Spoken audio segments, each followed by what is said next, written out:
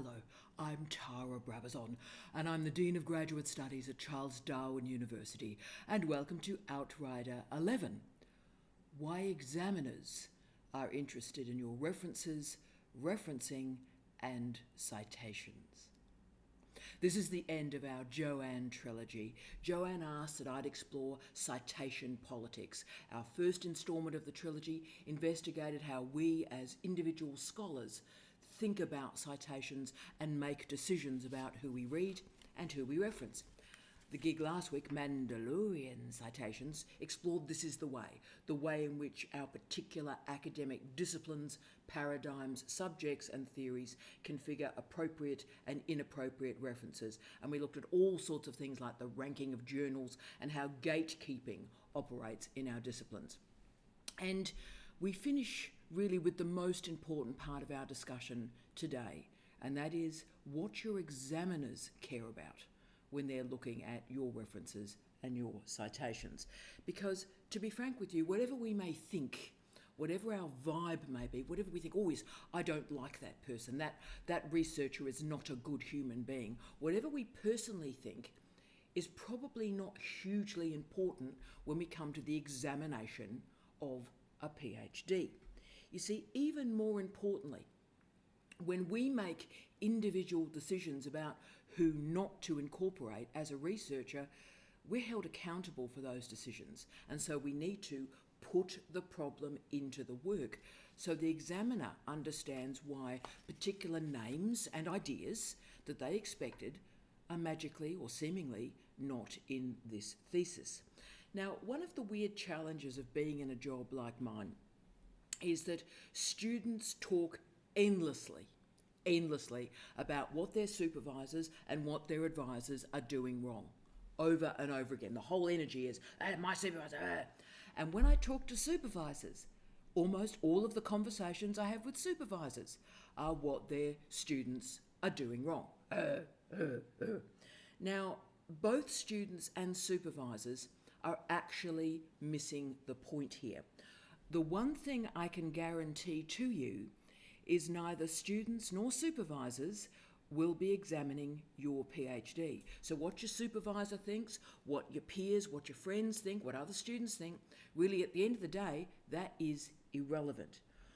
With all the focus that exists on the intense relationship between a supervisor and a student, we're actually missing the point. Therefore, what you think and feel, what your supervisor thinks and feels about a particular researcher or a particular way of doing research is a lot less important than what your examiner thinks. So at the end of the Joanne trilogy, I'm finishing really with the most important conversation we need to have. What your examiners are looking for in your referencing, your references and your citations. Now, when I do my 10 drafts with my students, so my students complete their full first draft, and then before we submit it to examiners, we go through iterations of 10 drafts. And in just about every one of those drafts, I'm looking for different things and testing and checking different things in the references. So we're spending so much time as a supervisor, as a student, looking at references and referencing because your examiner will spend so much time with your references and your referencing. And I always say to my students, and I hope this is useful, any minute that you spend on references and referencing is a great minute. So I know you might be a bit tired in the afternoon or at night and you're going, oh, look, I'll just do some referencings. There's no just there. When you are working with references, that is an important, crucial job to do with your time. So references, referencing, your bibliography and footnotes, if that's your particular discipline, all these discussions matter a great deal. So this Outrider will show you that references aren't just references for your examiner. They really are the key first and final steps that we assess you and assess if we're going to pass this PhD.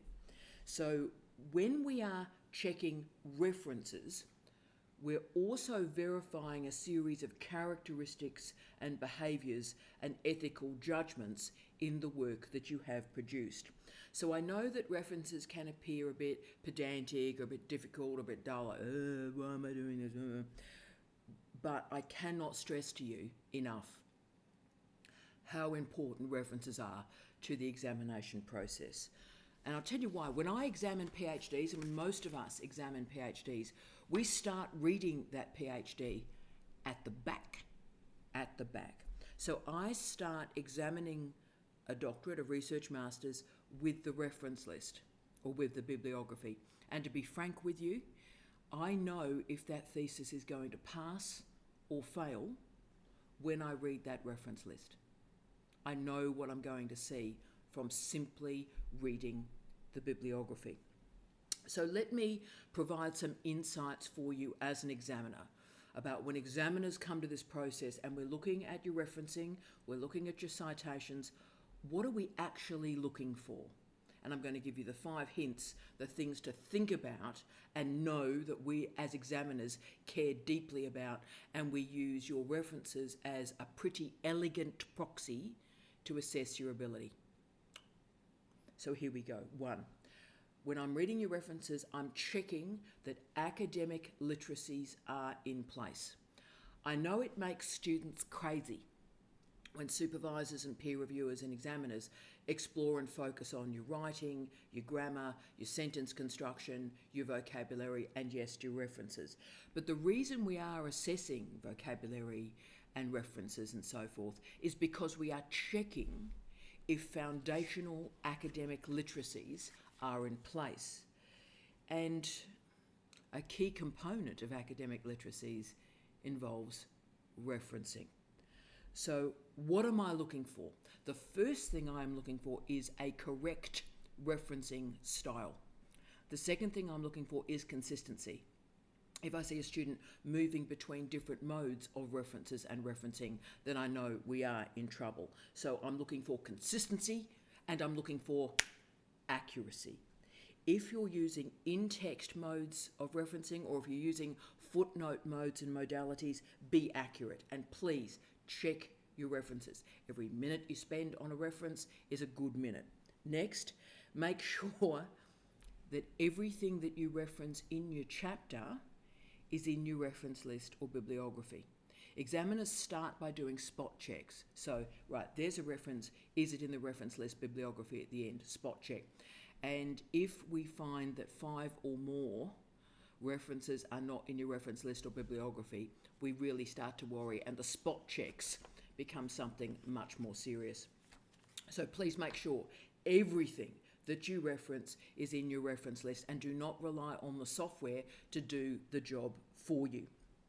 Then the next crucial one is really make sure that your paraphrasing is accurate. This is becoming increasingly important. Please ensure that your paraphrasing is paraphrasing. It's not actually plagiarism. So help yourself. Use the in-text and use all sorts of text matching software to prove that, yeah, that is a paraphrase. I haven't been lazy or slack in my cutting and pasting, and actually that paraphrase is really plagiarism. Now, it is incredibly important through your candidature that you use text matching software, not as a punishment, but as a diagnostic to just prove time and time again that you know what you're doing, and when you are paraphrasing, it is actually a paraphrase. And make sure, if your discipline enables quotations, that your quotations are strong, and once more, they are accurate. So referencing in this first tip is a proxy. It is a proxy that you are in control of information, that you possess information literacy, that you are demonstrating that you control references rather than your referencing controls you. 2, research and academic integrity. Does anything matter more than research and academic integrity? Question mark. And the answer is no. We all have a right to information, right? Information is integral to the very configuration of citizenship. But documenting the path from information to knowledge, that's the job of a scholar. That is your job, to move information into knowledge.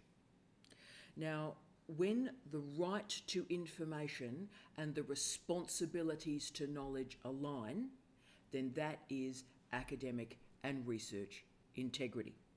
In a PhD, you must display, not assume, you must display academic integrity, you must display research integrity. You must be honest, you must be trustworthy, you must be responsible with the information that you are deploying. You have to demonstrate that you have activated professional and proper engagements with academic literacy, so your referencing is correct, but also research ethics, that you have behaved ethically. That cannot be assumed. You have to display and prove, verify your ethics. But then also show that you have information literacy, that with rigour and precision, you're able to overtly demonstrate the pathway from information to knowledge. Yeah. So what does this mean? At its most basic, it means that you acknowledge the work of others. What have the scholars and citizens before us done? And be clear on that. And then be clear, the next stage, how you are deploying that work to develop your own interpretation. You are understanding the cost and the consequences of the cut and pasting culture, and you are addressing the consequences of digitisation with precision and care, ethics and decency.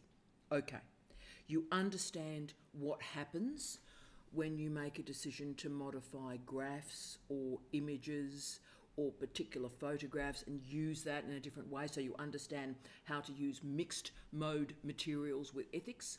And at its most basic, you understand how to use a caption. So remember, if you take a caption that's the original caption and use it originally without the quotation marks, that's actually plagiarism. So you understand something as basic as how captions move and how you demonstrate originality in the deployment of tables and so forth. You also understand what I describe as the zombie of information literacy. You understand self-plagiarism. So when you reference well, you demonstrate, remember I'm using very active verbs here, you demonstrate to examiners that you have information literacy, you have research literacy, and you have the knowledge from your disciplines, but you understand how knowledge exists in institutions like universities and how that knowledge can and should move. So as you can see, this is about safeguarding your reputation today, but also your reputation in the future. While you're doing a PhD, and I understand this, while you're doing a PhD, everything is sort of about the PhD. Everything that happens in your life is about the PhD.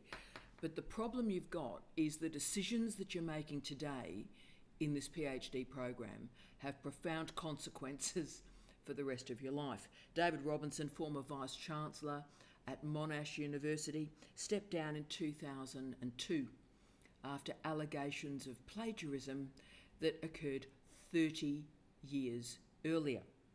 So he lost his job, he lost some friends, he lost his reputation. As only happens with Australian Vice-Chancellors, though, this story does have a very interesting ending. He was promoted to the chairman of the Victorian Education Research Network that was run by Victorian universities after he walked away from the Monash job. Only in Australia. So remember that these issues about research integrity, intentional or otherwise, will follow you through your career. Think, learn and reference with intentionality. Examiners are looking to see that you understand academic integrity and research integrity, knowing that knowledge must always be situated respectfully in its current context. Referencing therefore confirms not only that you're a great scholar, but that you respect great scholarship. How important is this? 3, you grasp the disciplinary literature. Now, Joanne is making and initiated this series to make a great point, and I think she's made a great point for all of us to think about. And that is, we may want to make independent choices about a scholar like Heidegger. But the trouble is, you might want to go, well, look, I'm very uncomfortable with citing a scholar that has any engagements with Nazism. I think we all understand that, like, right on, yeah, great. The issue is, though, just you making that decision and then getting on with your thesis is not going to be useful for your examiners. You need to explain these ethical decisions through the thesis so that your examiner can follow you on your citation journey. And if you are going to leave out a key scholar, then you need to put that problem into the work and you need to explain why you've left out that scholar. Now, remember my old line, what we don't talk about is actually more important than what we do talk about. References show that you understand the literature in your field. You respect your field. You respect your discipline. This is a major issue for examiners. Do you hold an understanding of the disciplinary literature? In other words, and this is crucial, if you are going to prove an original contribution to knowledge, are you demonstrating that you understand the contemporary state of knowledge? You can't prove originality if you don't know where knowledge is before you start. Okay. And of course, this capacity to say, I know where knowledge is at, so I can prove originality, that is confirmed through your references. So, as examiners, we are looking for a major suite of references to be included in your thesis. We need to know that you know what you are doing, full stop. All of us as scholars, and these are the assumptions of scholarship, to be frank, all of us as scholars, we look for particular names when we're assessing a PhD, and this can often be called disciplinary literacy. So if you work in a particular discipline, there are particular scholars that are the punctuation of our knowledge system, right? And so we as examiners are going to be looking for those scholars. Now, we need to know that you know what you're talking about, and that's why we're looking for those names that are the punctuation of a discipline. So place your knowledge in context. If you're not going to use those names, you need to use them in the introduction with references to show you know the field, and then explain to the examiner why you're moving on from those references. If you simply ignore them, we're going to think you haven't got control of your disciplinary literacy. 4, here we go, scope and scale. This is huge. Whenever I read examiner reports, and remember, most of us who have been a dean through our career, a dean of graduate studies, we have read thousands of examiner reports, right? And whenever I read the examiner reports that are unfavourable to a student's research, all of those reports share a phrase. And that phrase is, this thesis lacks scope and scale. It's the weirdest thing, when a thesis does very well, and so many theses do well, what excellence looks like is incredibly diverse. But when the thesis is in a difficult space and starts to move down to revise and resubmit and a fail, almost all of those reports share the phrase scope and scale. There's a problem here with scope and scale.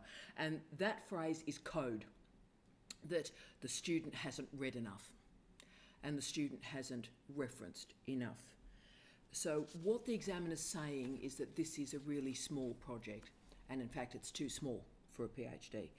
I failed a PhD last year. It's a horrible thing to do, horrific, but the reason I failed it was for scope and scale. The bibliography was so thin, so small, it would have failed as an honours thesis. That's how bad this PhD was. It lacked scope and scale. We could not see any expertise that the student had to confirm an original contribution to knowledge because they didn't have grasp of knowledge in the first place. So your references confirm to an examiner that you know what you're doing, that you understand the depth of research and how this thesis fits into the cloth of knowledge. Scope and scale are confirmed by your reference list. And five, currency and contemporary engagement with ideas. Okay, references are required to confirm scope and scale, we know that, but there are specific types of references that we are after that confirm the currency of your research. One of the reasons I beg students to finish their thesis quickly, please finish it quickly, is so that the thesis appears contemporary and rigorous and of its time. You see, the difficulty with a long candidature, and there's lots of them, but one of the great difficulties with the long candidature is that your references start to appear really dated. So, 2020, when you're in 2021, might have seemed really, really edgy and current, but 2020 in 2025 appears a bit tired. Yeah. So what is original and important, edgy today may not be in 2025. In fact, will not be in 2025. And that's why these long candidatures are disastrous to students. If you're proving originality, you are proving originality in your present, in current knowledge systems. So please, please, please, please, just as a trick, make sure you've got tons of references from the last year. So the year in which you are submitting the thesis, make sure there are plenty of references in your intro, in your conclusion, all the way through. When examiners see references from the year in which they're examining that thesis, we all relax. It's very, very easy to summon that material too, by the way. It's never been easier to ensure that this current material is part of your thesis, and Google Scholar can really help you. So look at the key researchers in your field. And in the year that you're submitting, what have they written? And then look at the key research in your field. And then who has cited that research in the year you are submitting. And examiners, we relax when we see that. We relax when we see that you're on top of the material. Okay, so as you can see, colleagues, references are never really just references. Citations are never just citations. References signify your effort, your work, your rigour. References confirm that you respect ethics and that you have demonstrated research integrity and academic integrity. References also confirm the quality and the currency of your research. References are powerful. They are enabling of your doctorate. Now, Joanne, what a blessing you have been to us. I thank you so much for this suggestion so early in our Outrider session to think about citation politics. So we started with you, the decisions that you make. We've inserted those citations into the requirements of your discipline, and we finished off by thinking about examiners, what examiners are after when they see your reference list. And Joanne, thank you so much for this suggestion. You inspire me every single day, and I know that you inspire others. I wish you all love, light, and peace. Tea out.